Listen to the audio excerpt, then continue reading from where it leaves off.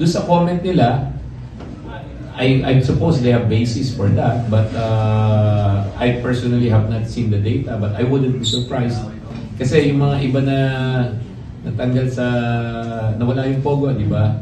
So medyo nag-divert sila to other ventures such as financial crime, yung mga hacking, etc. So I wouldn't be surprised with that statement by the PNP. So kanina kausap ko lang sila mga PNP, sila the PNP technology team actually. So we're collaborating closely with them on three things. One, on the digital infrastructure. Second, so upskilling and training. And third, any assistance we can give them on their ISSP. ISSP yung Information Strategic Plan nila.